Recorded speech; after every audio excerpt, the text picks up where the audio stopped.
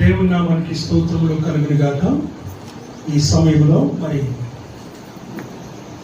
పరిశుద్ధమైనటువంటి ప్రధానం జరిగినయుండగా దానికి ముందుగా వాక్యంలోకి మనము ప్రవేశించినాం. అతి ప్రాముఖ్యమైనటువంటి సమయం, ఎందుకంటే వాక్యము ఆది వాక్యములను, వాక్యము దేవుని యొద్దను, ఆ వాక్యమే దేవుడై ఉండెను. కనుక ఆ వాక్యము కృపా సత్య సంపూర్ణంగా మన మధ్యలో సంచారం చేయించుడన్న సంగతిని మనము జ్ఞాపకం చేసుకోవాలని మీకు అందరికీ నేను మనవి చేస్తుంటున్నాను. చాలా కొద్ది సమయంలో మనం ఉంటున్నాం కనుక ఆ కొద్ది సమయంలో చిన్నగా కొన్ని రెండు మాటలు మనం చూసుకొని మనం ముందుకు సాగుదాం. ఈ సమయంలో చదవబడినటువంటి వాక్య భాగం మనం చూస్తున్నాం. ఆదికాండం 24వ అధ్యాయం 50 నుంచి 54 వచనాల వరకు మనము 2 వచనాలు చదివినాం. ఇంకా 2 వచనాలు వదిలేసినాం, పర్వాలేదు, సంతోషం. ఆమేన్, హల్లెలూయా. అయినప్పటికీ ఈ వాక్య భాగంలో మనం చూద్దాం. ఇక్కడ ప్రధానములకు కూర్చున్నటువంటి కుమారుడు జేసన్, అలాగే కుమార్తె అవిన, ఇద్దరు కూడా ప్రధాన కొరకు కూర్చున్నారు. వీరిద్దరు ప్రధానము చేయబడలేదు. ఇంకా పెద్దలు మాత్రమే మాట్లాడుకున్నారు, కుటుంబాలు మాత్రమే మాట్లాడుకున్నారు. ప్రధానము చేయబడనయ్యున్నట్టుగా మనం చూస్తూ ఉన్నాం. ఇక్కడ మనకు ఒక చక్కటి విషయం కనబడతా ఉంది. అబ్రహాము గారు అలాగనే ఇస్సాకు, తన కుమారుడు ఇస్సాకు, ఇద్దరిని మనం చూసినప్పుడు అబ్రహాము ఏం చేస్తున్నాడంటే తన ప్రధాన దాసుడైనటువంటి ఎలియాజర్ను పిలిచి అంటున్నాడు, అయ్యా, నీవు నా కుమారునికి ఒక కుమార్తెను వివాహం కొరకై తీసుకొని రమ్మని ఆయన తన ప్రధాన దాసుని పిలిచి తొడ కింద చెయ్యి పెట్టి ప్రమాణము చేయించుకొని పంపించినట్టుగా మనము చూస్తూ ఉంటున్నాం. అయితే ఒక విషయాన్ని మనం జ్ఞాపకం చేసుకోవాలి. ఆయన ఎక్కడ అంటున్నాడు, నా సొంత జనుల దగ్గరికి, నా సొంత ప్రాంతానికి, నా స్వజన దగ్గరికి వెళ్ళి కుమార్తెను తీసుకొని రమ్మని ఆయన ఆ దాసుడికి ఆ యొక్క కార్యక్రమాన్ని లేక పనిని అప్పగించినట్లుగా మనం చూస్తూ ఉన్నాం. ఈ విషయంలో ప్రేమ దేవుని బిడ్డలారా, ఒక చక్కటి మాట మనం చూద్దాం. మనమందరం కూడా దేవుని బిడ్డలమై ఉంటూ ఉన్నాం. మనమందరం దేవుని పిల్లలమై ఉంటూ ఉన్నాం. ఈ విషయంలో ఎవ్వరు కూడా కాదనటువంటి సత్యం. అయితే ఒక విషయాన్ని మనం ఇక్కడ జ్ఞాపకం చేసుకోవాలి. సమయం కొద్దిగా ఉంది కనుక నేను అవుట్లైన్ లో వెళ్తూ ఉన్నాను. ఇక్కడ అబ్రహాం గారు, ఇస్సాకు గారు ఇద్దరు కూడా తండ్రి కుమారులు. తండ్రి ఏమో వివాహము చేయించడానికి అనగా తన కుమారునికి, అలాగే కుమారుడైనటువంటి ఇస్సాకు వివాహము చేసుకోవడానికి సిద్ధముగా ఉన్నారు. కానీ వాళ్ళిద్దరు కూడా అక్కడికి వెళ్ళట్లేదు, ఇక్కడికి కుమార్తెను చూడటానికి వెళ్ళట్లేదు. ఎవరిని పంపిస్తున్నారు అంటే తన ప్రధాన దాసులైనటువంటి ఎలియాజర్ను పంపించినట్టుగా మనం చూస్తున్నాం. మనకు కూడా సంబంధాలు దొరుకుతాయి, అయితే మ్యారేజ్ బ్యూరో నుంచి, లేదంటే ఎవరి ద్వారానో ఒకరి ద్వారా నుంచి మనకు సంబంధాలు కుదురుతూ ఉంటాయి. అయితే ఒక విషయాన్ని మనం ఇక్కడ జ్ఞాపకం చేసుకోవాలి. ఎందుకంటే ఇక్కడ అబ్రహాం గారు వెళ్ళట్లేదు, ఇక్కడ తర్వాత ఇస్సాకు కూడా వెళ్ళట్లేదు. మరి ఇద్దరు ఇక్కడే ఉంటున్నారు. ఎవరు వెళ్తున్నారు అంటే ప్రధాన దాసులైనటువంటి ఎలియాజర్ వెళ్తూ ఉన్నారు. ఎందుకు అతన్ని పంపించాడు, ఎందుకు అతన్ని పంపించడానికి గల కారణం ఏంటి అని ఒకసారి గమనిస్తే, ఈనాటి కాలంలో మనము గమనించి చూసినట్లయితే దేవుడైనటువంటి తండ్రి అయినటువంటి ఈ యొక్క అబ్రహాం గారు తండ్రి అయిన దేవునికి సాదృశ్యముగాను, కుమారుడు ఇస్సాకునకు మరి యేసుక్రీస్తునకు సాదృశ్యంగాను మనకి ఇక్కడ కనబడతా ఉంది. ఆయన తండ్రి అయిన దేవుడు క్రీస్తు ప్రభుని క్రిందికి పంపించాడు. ఆయన తన పనిని ముగించుకొని పైకి వెళ్ళినట్టుగా చూస్తున్నాం. ఆ ఇద్దరు అక్కడే ఉన్నారు. వధువు అనే సంఘమును ప్రిపేర్ చేయడానికి, లేక వధువు అనే సంఘమును సిద్ధము చేయడానికి ఎవరిని ఏర్పరచుకున్నారనంటే మా లాంటి దైవజనులని ఆయన ఏర్పాటు చేసుకున్నాడు. చేసుకొని ఈ రోజున వధువు అనే సంఘమును ఆయన సిద్ధపాటు చేస్తూ ఉన్నట్టుగా దేవుని వాక్యము ద్వారా మనం ఇక్కడ గమనిస్తూ ఉంటున్నాం. ప్రియమైన దేవుని బిడ్డలారా, దేవుని వాక్యం సెలవిస్తున్నప్పుడు మాట ఒక్కసారి మనం గమనించాలి. ఈ రోజున దేవుని ఏర్పాటు ప్రకారంగా సమస్తము జరుగుతూ ఉన్నదన్న సంగతిని నీవు గ్రహించాలని వాక్యము ద్వారా మనం చూస్తున్నాం.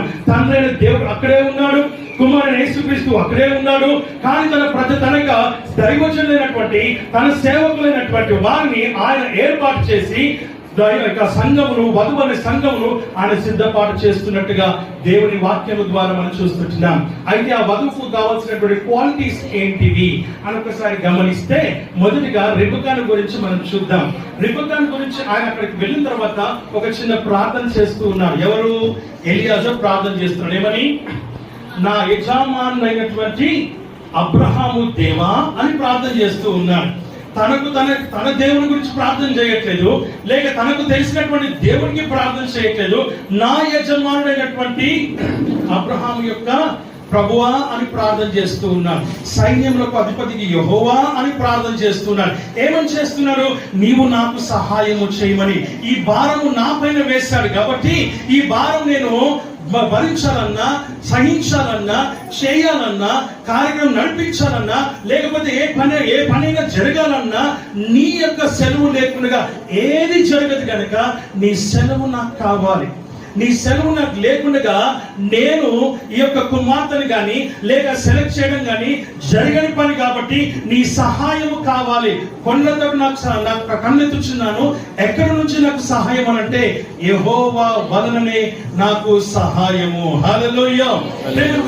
దేవుని యొక్క సహాయము ఈ రోజున నీకు, నాకు, మనకు కావాలి. దేవుని సహాయం లేకుండా ఈ లోకంలో నువ్వు ప్రార్థన చేసినా వ్యర్థమే. ఈ లోకంలో దేవుని సహాయం లేకుండా ఏ పని చేసినా వ్యర్థమే. దేవుని సహాయం లేకుండా నువ్వు ఎటు వెళ్ళినా కూడా ఆ పని జరగదనే సంగతిని మనం జ్ఞాపకం చేసుకోవాలని దేవుని వాక్యం ద్వారా మనం గమనిస్తూ ఉంటున్నాం. కాబట్టి నా ప్రియ దైవజనమా, దేవుని వాక్యం సెలవిస్తున్న మాట ఏంటంటే ఈ మొదటి కుమార్తె గురించి ప్రార్థన చేస్తున్నా. అయ్యా, ఎవరైతే ఈ యొక్క బావి దగ్గరకు వచ్చి ఇదిగో నేను నీళ్ళు అడిగినప్పుడు నాకును నా వంటలకును నీళ్లు పోస్తుందో ఆ అమ్మాయి నీవు ఏర్పాటు చేసినావని, నీవు సెలెక్ట్ చేసినావని నేను ఆలోచన చేసుకొని నేను ఒక ఉద్దేశంలోకి వచ్చి ఇదిగో నేను నాకు ఆ కుమార్తె గురించి నేను ప్రార్థన చేస్తున్నాను. ప్రేమ దేవుని ఎప్పుడైతే ఆయన ప్రార్థన చేసుకున్నాడో, దేవునికి ఎప్పుడైతే ప్రార్థన చేసినాడో ఆ దేవుడు అతనికి సహాయం చేస్తున్నట్టుగా మనం ఇక్కడ గమనిస్తూ ఉంటూ ఉన్నాం. అక్కడ ఒక విషయాన్ని మనం చూసినప్పుడు ఆ కుమార్తె అక్కడికి వచ్చింది. ఆ కుమార్తెను ఆయన ఎందుకో అడగాలనిపించింది.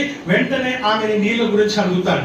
అడిగినప్పుడు ఆమె నీళ్లు తోడి పోస్తున్నట్టుగా మనం చూస్తున్నాం. తనకే కాదు తాగడానికి పోస్తుంది, తన వంటలకు కూడా. ఒక వంటే 42 బిందెలు నీళ్లు తాగుతుంది. నిజం. మనుషులంగా మనకైతే ఒక గ్లాసెస్ అయిపోతుంది, కానీ దానికి అది అంత శక్తి దానికి ఉంది, దానికి అంత కెపాసిటీ ఉంది కాబట్టి అందుకే ఎడారిలో వంటే అంతగా ప్రయాణం చేస్తుంది. ఆ విషయాన్ని మనం ఇక్కడ జ్ఞాపకం చేసుకోవాలి. ఇంతగా ఆ వంటలన్నీ ఎన్ని వంటలు ఉన్నాయి? 2 3 ఉన్నాయి. వాటికి అన్ని బిందెల నీళ్లు పోయాలంటే ఎంత కష్టమో మనం ఆలోచన చేయాలి. అనగా కుమార్తె ఏం చేయాలంట? ఆ యొక్క యవనస్తురాలు, ఆ యొక్క యవన కుమార్తె, ఆ కన్యక, ఆమె తనకే కాదు, ఇంటికి వచ్చిన వారికే కాదు, తన ఇంట్లో వారికే కాదు, తన ఇంట్లో వారికి వచ్చిన వారికి అందరికీ కూడా ఆమె ఏం చేయాలంట? సపర్యలు చేయాలి, మర్యాదలు చేయాలి. అలాంటి గుణవతిగా ఉండాలని అక్కడ దేవుని వాక్యం ద్వారా మనం ఇక్కడ గమనిస్తూ ఉంటున్నాం. తర్వాత ఇంకొక ప్రశ్న వేస్తున్నాడు. నువ్వు ఎవరమ్మాయివి అని అంటే పలానా అని చెప్తూ ఉంది. అనగా తనకి ఐడెంటిటీ అక్కడ చెబుతూ ఉన్నట్టుగా దేవుని వాక్యం ద్వారా మనం ఇక్కడ గమనిస్తూ ఉంటున్నాం. ఆ తర్వాత ఆమె ఎవరి కుమార్తెయో ఆ ఇంటికి వెళ్ళిన తర్వాత అక్కడ చెప్పబడుతున్నటువంటి మాట, అక్కడ చేయబడుతున్న క్రియలన్నీ కూడా ప్రేమ దేవుని చక్కగా కుమార్తె జీవితం యొక్క లక్షణాలు అన్ని కూడా అక్కడ చక్కగా దేవుని యొక్క సన్నిధిలో మనకు కనబడుతూ ఉంటూ ఉన్నాయి. ఇలాగ కుమార్తె ఉండాలి అని దేవుడు కోరుకుంటున్నాడు, ఆయన కోరుకున్నాడు. అలాగనే ఆ కుమార్తె అక్కడ దొరికినట్టుగా మనం చూస్తూ ఉంటున్నాం. ప్రేమ దేవుని బిడ్డలారా, మనము చూసినట్టుగా కాదు. దేవుని వాక్యం సెలవిస్తుందంటే దేవుని యందు భయభక్తుల్లో పెరిగినటువంటి కుమార్తె. చాలా మంది వివాహం చేసుకుంటూ ఉన్నారు, చాలా మంది సంబంధాలు వెతుకుతూ ఉన్నారు. కానీ ఏమడుగుతున్నారు?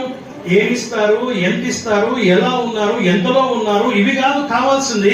ఎంత ప్రార్థనలో ఉంది, ఎంత వాక్యంలో ఉంది, రోజు గుడికి ప్రతి ఆదివారం గుడికి వెళ్తుందా, ప్రతి మరి కూటానికి వెళ్తుందా, ఇంట్లో ప్రార్థన చేస్తుందా, వ్యక్తిగత ప్రార్థన ఉందా, బైబిల్ చదువుకుంటుందా, ఇవి కావాలి మనకి రోజున. కానీ ఇవేమి మనకి అవసరం లేనట్టుగా ఎంత చదువుకుంది, ఏం ఉద్యోగం చేస్తుంది, లేకపోతే కరెక్ట్గా ఉంటుందా, మంచిగా ఉంటుందా, మా వాళ్ళందరినీ బాగా చూసుకుంటుందా? దేవుని వాక్యం సెలవిస్తున్న మాట మనం చూస్తున్నాం. మొదటగా ఆత్మీయ జీవితం గురించి మనం మాట్లాడాలి. ప్రార్థన, వాక్యం, దేవుడు, సన్నిధి, సహవాసం గురించి మాట్లాడితే అవన్నీ కూడా దాంట్లో ఇమిడి ఉంటాయని వాక్యం అంటారు. అందుకే గుణవతి అయిన భార్య దొరుకుట అరుదు, అట్టిది ముత్యము కంటే అమూల్యమైనదని వాక్యము సెలవిస్తా ఉంది. అది వాగ్దానం అయి ఉన్నది. అది వాగ్దానం అయినది. జ్ఞానవంతురాలు తన యొక్క ఇంటిని కట్టుకుంటుంది, 3 రాళ్ళు తన ఇంటిని పెరిగి వేసుకుంటుంది. అది అవునా కాదా అది మనం చూడాలి. ఆ తర్వాత వచ్చే ఆశీర్వాదాలన్నీ కూడా దిగి వస్తాయన్న సంగతిని మనము జ్ఞాపకం చేసుకోవాలని వాక్యం ద్వారా చూస్తున్నాం. ఆయన కొన్ని వస్తువులు ఆమెకి ప్రదానం చేసిందని మనం చదువుకున్నాం. ఆ ప్రదానం చేసేటువంటి వాటిని రెండు మాటలు చెప్తాను. బంగారం కూడా ఆయన ప్రదానం చేస్తాడు, ఆ తర్వాత వెండి ప్రదానం చేస్తాడు, ఆ తర్వాత పూలు ప్రదానం చేస్తారు. ఈ రెండు గురించి మనం చూద్దాం. బంగారం అనగా పరిశుద్ధతను గురించి మనకు తెలియజేయబడతా ఉంది, పవిత్రతను గురించి తెలియజేయబడతా ఉంది, దేవుని సన్నిధిలో ఎదుగుదల గురించి లేక నీతిని గురించి మనకు తెలియజేయబడతా ఉంది. వెండి అనగా వెండి ఇచ్చి విమోచించడం అనగా విమోచన, విడుదల కలిగినటువంటి దేని నుంచి, లోకం నుంచి, లోక ఆశల నుంచి, లోక కోరికల్లో నుంచి విడుదల పొందినటువంటి జీవితం కలిగినటువంటి ఆ జీవితాన్ని కలిగి ఉండాలని వాక్యం ద్వారా మనం చూస్తూ ఉన్నాం. ఇక 3వది మనం పువ్వులు, పండ్లు వగైరా ఉన్నాయి. అందులో మెయిన్ ఇంకొకటి వస్త్రం. ప్రేమ దేవుని కుమార్తెకు రక్షణ వస్త్రము ఉందా లేదా అనగా మారు మనసు పొందిందా లేదా, రక్షణ పొందిందా లేదా, బాప్తిసం తీసుకుందా లేదా, బలలో పాల్గొంటుందా లేదా, సంఘంలో సభ్యత్వం కలిగి ఉందా లేదా. ఇది చాలా ప్రాముఖ్యమైనటువంటి విషయం. ఇవి లేకపోతే నువ్వు ఏం చేసినా కూడా అంత వ్యర్థమే అన్న సంగతిని జ్ఞాపకం చేసుకోవాలని మనవి చేస్తున్నాను. రెండవదిగా మనం ప్రధానమైన మూల కారణం ఏంటో మనం చూద్దాం. హోషేయ గ్రంథము 2వ అధ్యాయం ఎవరైనా తీసి చదవాలని మనం చేస్తున్నాను. 19వ వచనం మనం చదువుదాం దయచేసి. అక్కడ ఏం చెప్పబడుతుందో దేవుని వాక్యాన్ని మనం ఒక్కసారి జ్ఞాపకం చేసుకుందాం. అక్కడ ఏమంటున్నారో చూద్దాం. హోషేయ గ్రంథం, యెషయా గారు హోషేయ, నీవు నాకు నిత్యము ఉండునట్లుగా నేను నీతిని బట్టి తీర్పు తీర్చవలను, దయాదాక్షిణ్యములను నిన్ను నేను ప్రదానము చేసుకొందును. ఎంత చక్కటి మాట. మొదటి మాట ఏంటంటే నీవు నిత్యము నాకు ఉండునట్లు. నిత్యము నాకు ఉండునట్లు ఒక విషయాన్ని మనం ఇక్కడ జ్ఞాపకం చేసుకుందాం. ఇప్పుడు రెబెకా గురించి మనం చూస్తున్నాం కదా. మరి ఇస్సాకు ఏం చేస్తున్నారు, ఇస్సాకు ఎక్కడ ఉన్నారు అని ఒకసారి గమనించి మనం చూస్తే ఈ కుమార్తెను ఇంకో మాట అడుగుతున్నాడు తెలియజేశారు. ఏమనంటే నీవు నాతో కూడా వస్తావా అని అడుగుతాడు. అంటే వెంటనే ఆ అమ్మాయి అంటుంది, ఆ యవనస్తురాలు అంటుంది, నేను నిశ్చయంగా నీతో నేను వస్తాను అని చెప్పింది. ఆమేన్, హల్లెలూయా.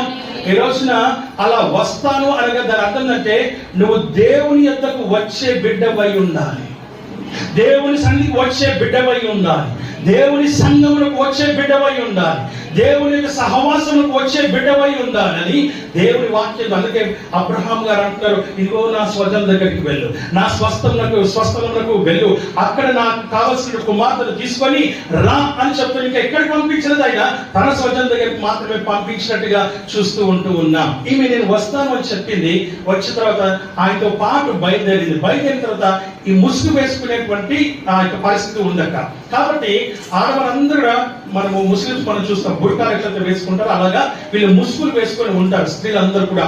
అయితే ఈమె వంట ఎక్కి వెళ్తుంది, తన ఎక్కడికైతే చేరాలో ఆ గమ్యస్థానానికి చేరిన తర్వాత ఒకనొక స్థలంలో నుండి ఒక వ్యక్తి వస్తూ ఉంటే వెంటనే అడుగుతుంది, ఆ వ్యక్తి ఎవరు అని అంటే ఇదిగో నువ్వు చేసుకోబోయే కుమారుడే ఆ ఇస్సాకే వస్తున్నా అనగానే వెంటనే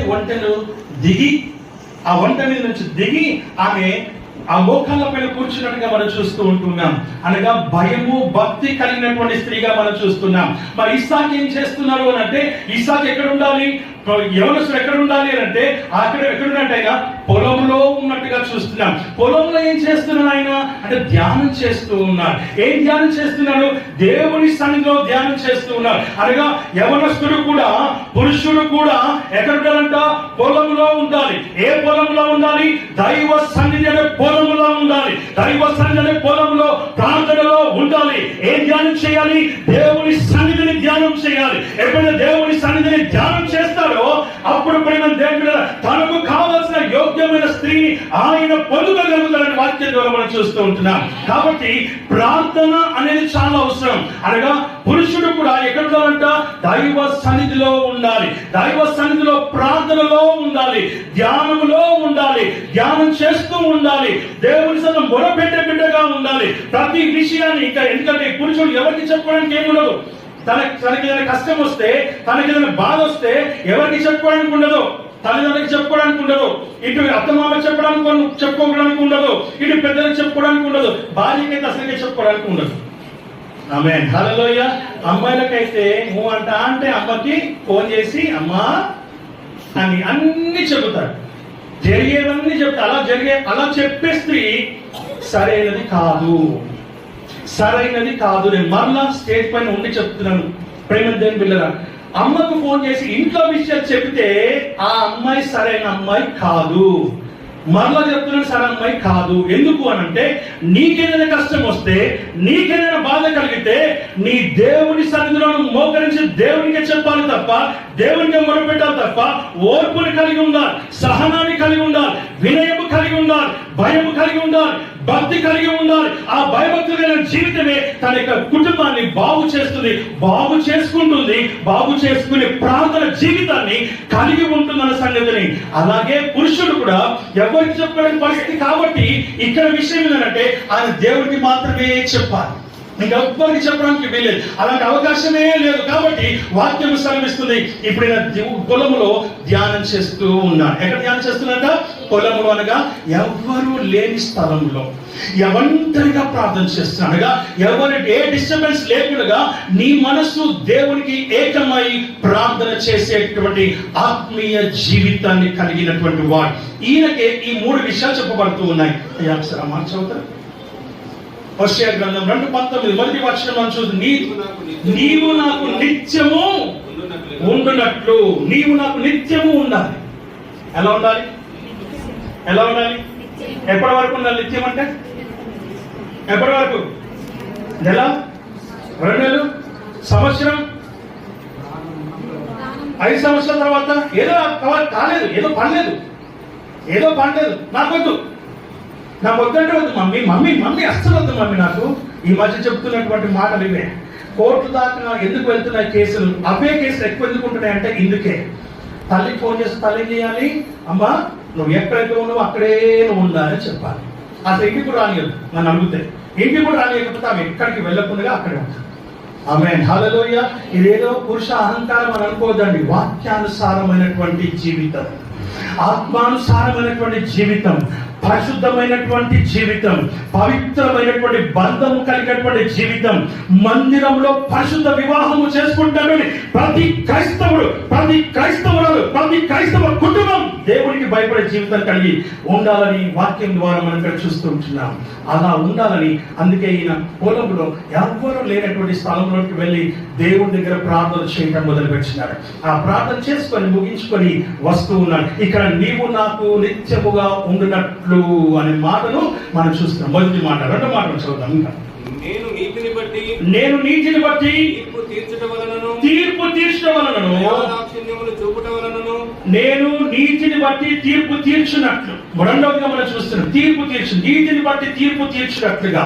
నీతి అనగా ఎవరు? నీతిమంతుడైనటువంటి దేవుడు, అనగా యేసుక్రీస్తు ప్రభు. ఆ నీతిమంతుడే నీకు తీర్పు తీర్చాలి తప్ప వేరే ఇతర ఏ పెద్ద మనుషులు కూడా నీకు తీర్పు తీర్చడానికి వీలు లేదు.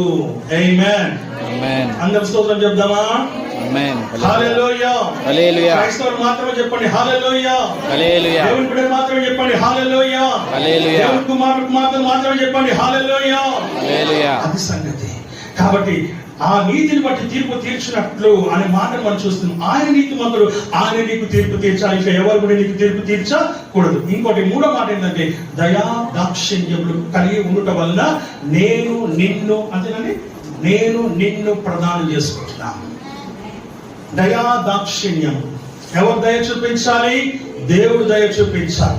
దాక్షిణ్యం ఎవరు చూపించాలి?